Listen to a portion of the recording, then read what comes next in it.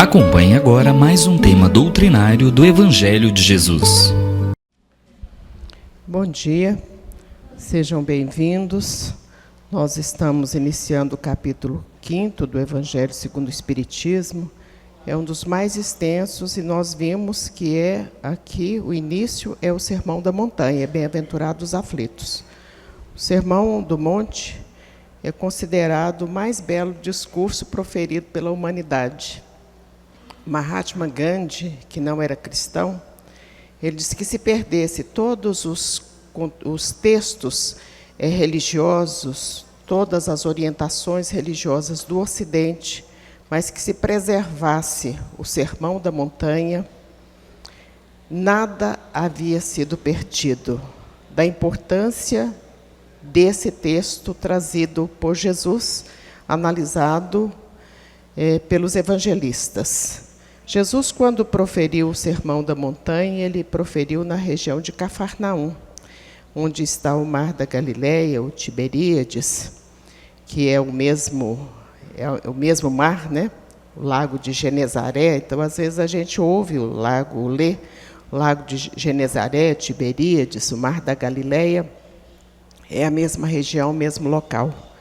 Local muito especial, onde Jesus fez grande parte da obra redentora que ele trouxe à terra.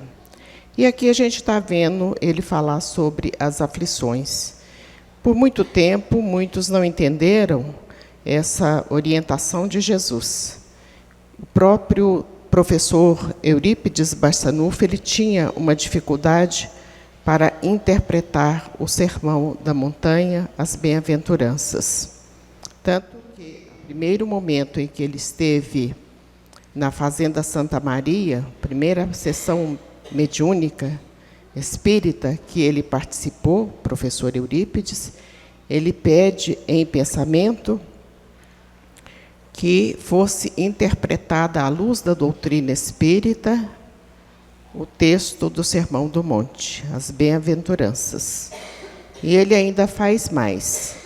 Ele sugere em pensamento que ele gostaria de ser respondida aquela inquirição, aquela pergunta que ele estava fazendo pelo evangelista João. E a mensagem é trazida pela psicofonia de um médium que tinha pouquíssimo recurso intelectual, pouquíssimo recurso de linguística, quer dizer, tinha um português muito difícil, muito pobre, e essa mensagem é trazida por este médium. E aí, então, o professor Eurípides começa a entender as bem-aventuranças. Nesse mesmo sentido, Leon Tolstói, que depois, quando já é espírito, ele tem uma obra que se chama O Reino de Deus está em Vós. Essa obra foi muito comentada e muito polemizada. Na Rússia, o Leon Tolstói era russo, é considerado o santo da Rússia, que a obra acabou sendo proibida pelo czar. E o Leon Tolstói, ele teve uma grande ligação por correspondência com Mahatma Gandhi. Tanto que depois o Leon Tolstói vem, pela psicografia, sobretudo da dona Ivone do Amaral, e dentre essas obras psicográficas que ele traz, também pela Célia Xavier de Camargo, ele diz que, num determinado momento, o Leon Tolstói, já no plano espiritual, ele percebe que tinha alguém aqui na Terra fazendo uma profunda ligação espiritual com ele. E aí a gente já começa a observar os ensinamentos. Quer dizer, quando nós ligamos a espiritualidade, tanto faz a espiritualidade inferior, como a espiritualidade superior, neste momento, nós atraímos para próximo de nós, pelo nosso pensamento e a força do nosso pensamento. Então, se muitas coisas não conseguimos na vida, é exatamente porque o nosso pensamento, a nossa vontade é muito vacilante. O Emmanuel tem um livro que se chama Pensamento e Vida, pela psicografia do Chico, que fala da importância do pensamento e da vontade. Quer dizer, quando nós queremos, nós realizamos. Muitas das situações que nós não realizamos é porque realmente a nossa vontade é muito vacilante. E nesse sentido também existem outras obras da doutrina espírita que estão falando sobre a importância do pensamento. A doutora Marlene Nobre tem um livro que se chama Obsessão e Suas Máscaras, que ela está interpretando a obra de André Luiz, e ela fala que o pensamento é um dínamo gerador, que se nós soubéssemos a força do nosso pensamento, nós utilizaríamos melhor esse nosso pensamento. Então, nesse sentido, o espírito, já no plano espiritual, Leon Tolstói, comenta com um amigo que já estava há mais tempo, o Boris, e diz, tem uma pessoa ligada a mim, sempre pensando em mim, sempre fazendo algumas meditações a respeito da minha obra, da obra literária dele, Leon Tolstói. Ele trouxe também outras obras, dentre essas Guerra e Paz, que vai falar sobre a invasão de Napoleão à Rússia, e também Ana Karenina, que ele vai contar a história de uma moça bastante equivocada, e ele lamentou bastante depois no plano espiritual de ter escrito esse livro que se chama Ana Karenina. E o Boris então diz a ele assim, mas se você percebe que tem alguém te evocando pelo pensamento, seria interessante que a gente fosse descobrir quem é. E eles começam uma viagem para a Terra. E se deparam na África do Sul, porque foi um período em que o Gandhi estava morando na África do Sul. E quando eles chegam, eles vão a um condomínio de casas muito simples, muito populares, muito modestas. Entram nesse condomínio de casa, madrugada, os espíritos trabalham muito à noite, tanto que eles aproveitam o nosso sono para nos orientar, ou também, às vezes, para nos perturbar, dependendo da nossa preparação para o nosso sono. Eles entram num cômodo e estava ali um lusco-fusco, aquela coisa meio penumbra, e percebem a figura de um senhor, de um ancião, muito modesto, muito raquítico, muito fraco, de uma tez, uma pele escura. E ele se aproxima e se emociona muito, o Leon Tolstói, porque ali estava exatamente o Gandhi lendo a obra de Leon Tolstói, que se chama O Reino de Deus está em vós ou dentro de nós. E daí para frente, olha a importância do pensamento e da ligação. Daí para frente, tanto o Leon Tolstói quanto o Boris, eles participam de todo o trabalho de libertação da Índia, que foi dirigido, foi liderado pelo Mahatma Gandhi. Inclusive, aquela revolução que se chamou Revolução do Sal, que o Gandhi liderou, ele também, em espírito, Leon Tolstói e o Boris participaram desse trabalho. Quando eles saem desse conjunto, o Boris chama a atenção desse escritor, Leon Tolstói, diz a ele assim, observe o nome deste conjunto habitacional, que esse conjunto habitacional tinha sido construído por liderança, por iniciativa do próprio Mahatma Gandhi. E no conjunto habitacional estava escrito exatamente o nome de Leon Tolstói. Então, quando a gente vê essa informação trazida pela literatura espírita, e observamos a notícia trazida pelos jornais, pelos sábios, pelas pessoas, enfim, que analisam a obra de Gandhi, independente de serem espíritas, nós vemos a sintonia dele, Mahatma Gandhi, embora não cristão, mostrando a importância da obra de Jesus para a humanidade. Então, Jesus é governador espiritual do nosso planeta. E na questão 625 do Livro dos Espíritos, Kardec vai perguntar aos imortais qual o espírito mais perfeito que já havia palmilhado o planeta Terra? E eles respondem: Jesus, nosso guia e modelo. Então é esse guia e modelo que está nos trazendo a informação sobre as bem-aventuranças. E nós vimos aqui falando, ai de vós, por quê?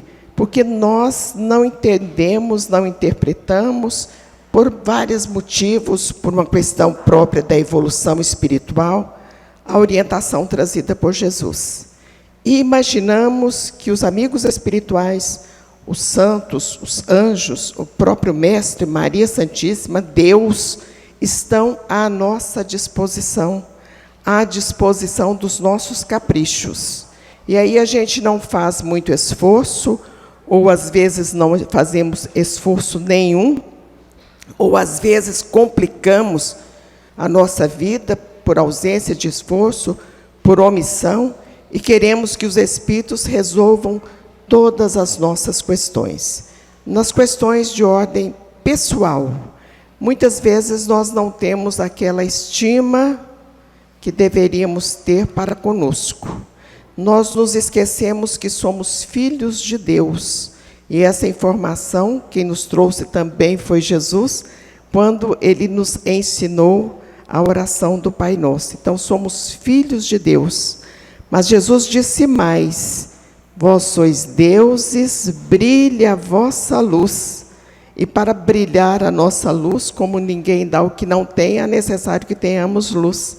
Por isso o apóstolo Paulo diz, na carta aos Efésios, andai como os filhos da luz. Está fazendo uma referência ao nosso compromisso de evolução espiritual. A nossa postura como cidadão, como cristão, como membros de uma sociedade, como membros de uma família, em todos os lugares em que estivermos, a nossa postura tem que ser a mesma. O médium, independente do desenvolvimento mediúnico dele, quer dizer, se ele está sentado numa mesa mediúnica ou não, ele é médium 24 horas por dia. O médium não tem como separar a vida dele. Agora eu vou para um lugar mais complicado e agora eu vou para o centro espírita, porque naquele lugar mais complicado ele puxou, como vimos lá com o Gandhi e o Leon Tolstói, as entidades equivocadas que lá estavam.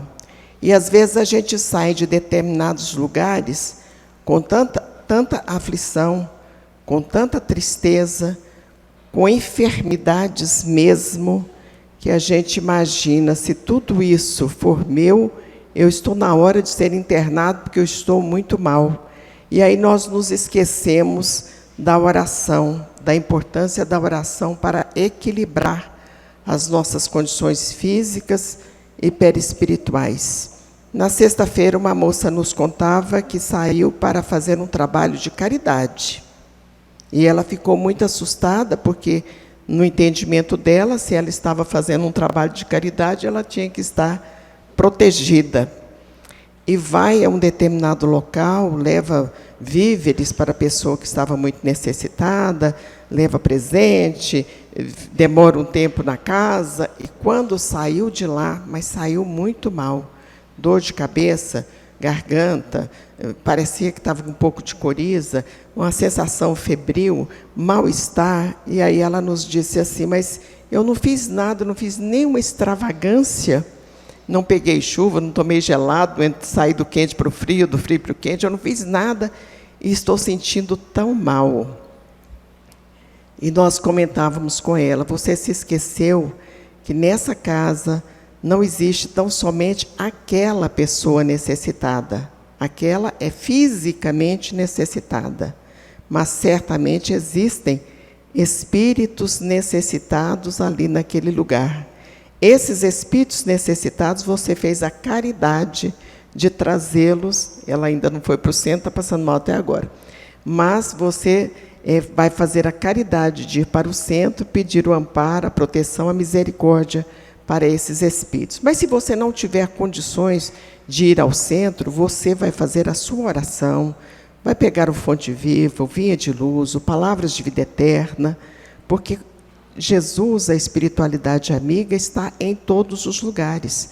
Eles não estão tão somente na igreja católica ou evangélica, ou centro espírita, ou terreiro de Umbanda, eles estão em todos os lugares. Então você pode pegar o seu livro de oração, fazer uma oração do fundo do coração, da alma, e pedir amparo, proteção, misericórdia para esses espíritos que por acaso estiverem te envolvendo e te trazendo essas sensações negativas. Porque muitas vezes a gente imagina assim, nossa, mas eu sou tão boazinha, fui lá fazer uma caridade e esses espíritos vieram aqui me atormentar, e aí a gente fica com raiva do espírito.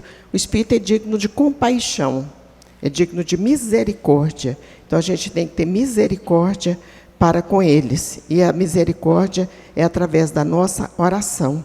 A mesma coisa acontece dentro da nossa família. Um lar que tem 3, 4, 5 pessoas, cada um num grau de evolução diferente. E os que têm filhos, têm netos, sabem que são diferentes. Põe na mesma escola, dá a mesma instrução, de repente um fala assim, não quero estudar mais, não vai estudar mais não. Mas não, por que você não... Não quero, não gosto de estudar. Aí você fica imaginando, mas como que uma pessoa não gosta de estudar? Tem gente que não gosta, não quer trabalhar mais não. Não tem agora, o Papa Francisco não está falando da encarnação, ele não fala essa palavra, ele fala geração do neném, quer dizer, os rapazes, as moças que nem estudam e nem trabalham. Eles não querem fazer absolutamente nada. E muitas vezes os pais já não dão conta mais de fazer quase nada. Outro dia, um senhor também da doutrina espírita nos dizia, chegou para se encontrar conosco bastante transtornado por questões familiares. E aí contou do filho, contou.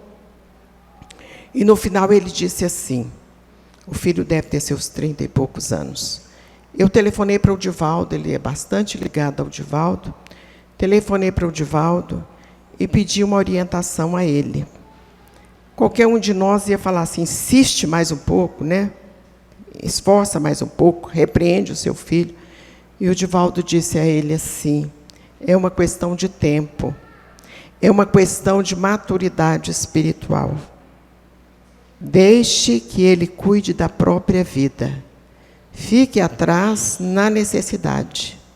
Se por acaso precisar, e aí a gente imagina prisão, homicídio, graves enfermidades, porque quando os desatinos são muito grandes, as coisas podem caminhar por esse lado, e às vezes a gente imagina assim que só acontece na casa do vizinho, não, na nossa também acontece, as pessoas adoecem, as pessoas brigam, as pessoas vão embora, acontecem em todos os locais, em todas as famílias, por mais honradas, dignas que sejam, sempre haverá algum tipo de dificuldade. Família maior, dificuldades maiores também, com mais pessoas.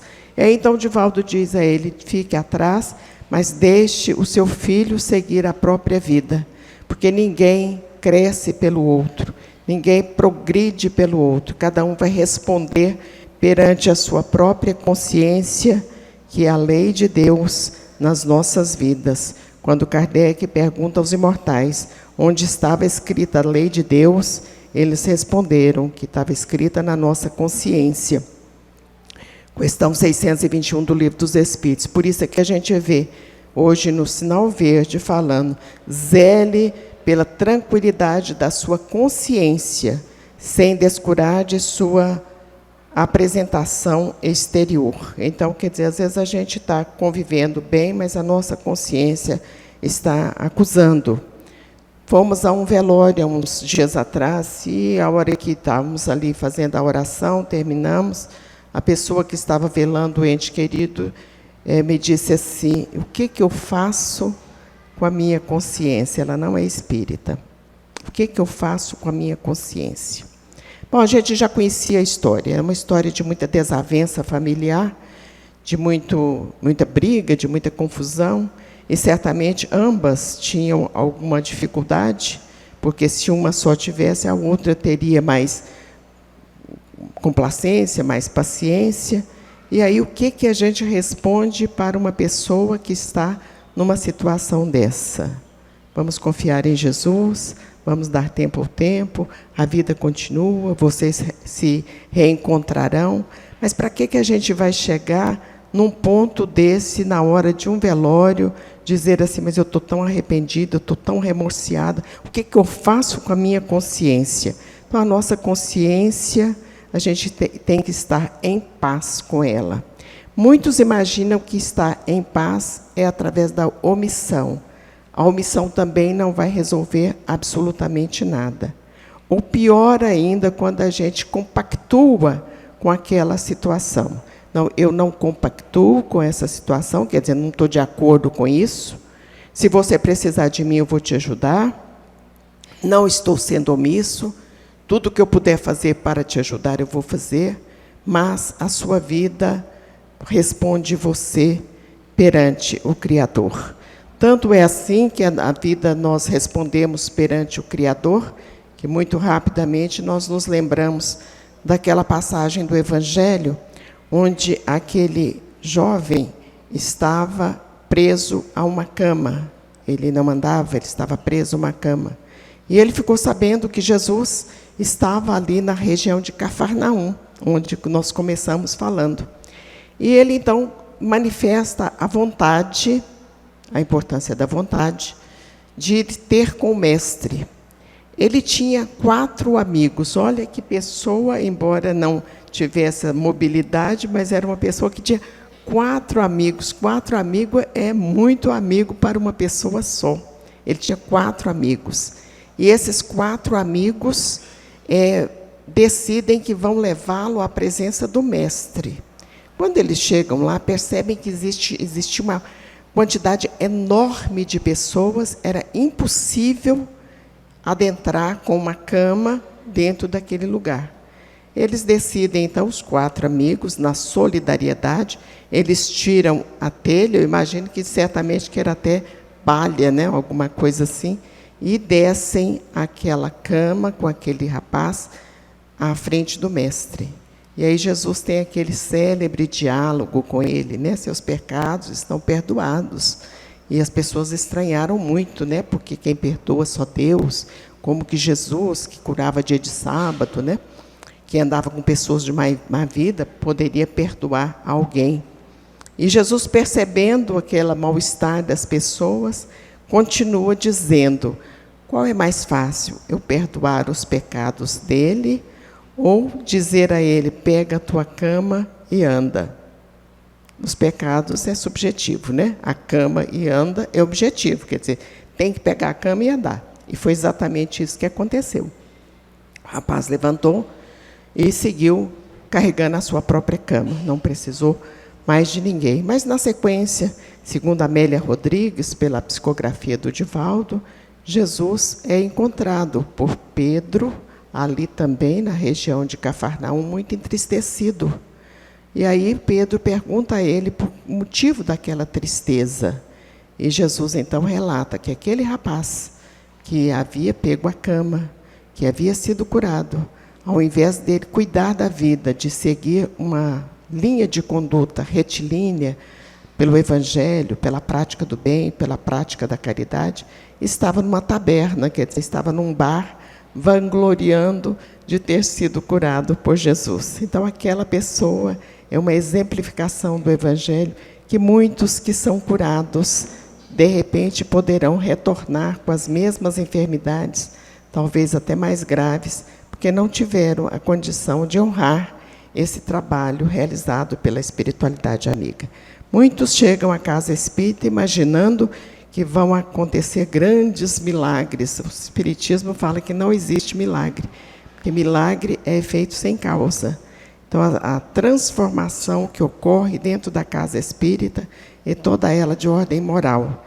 Evidentemente que muitos são curados fisicamente, por uma questão de merecimento, mas aqueles que foram curados fisicamente, eles agravam a sua condição de agradecer a espiritualidade amiga. Foi o que Jesus disse ao senador Públio Lentulus, a sua filha será curada, mas a cura da sua filha agrava o seu compromisso com a modificação interior, com a reforma moral e com a prática do bem. Então, muitos que foram curados dentro da doutrina espírita, e essas curas, a gente pode dizer de curas físicas, mas de curas morais, quer dizer, aquelas pessoas que ficaram mais serenas, mais equilibradas, mais felizes, convivem melhor com os outros, têm um trânsito melhor na sociedade, está gravada a condição dela de agradecimento à espiritualidade amiga. E esse agradecimento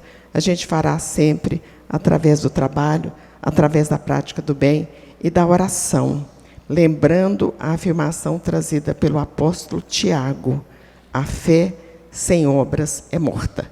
Então, não adianta a gente falar assim, eu acredito, eu confio, rezei muito. Cadê? Cadê o trabalho? Qual que é a obra que você está realizando na prática do bem? A fé sem obras é morta, é a informação trazida pelo apóstolo Tiago. Muita paz, que Jesus nos abençoe a todos.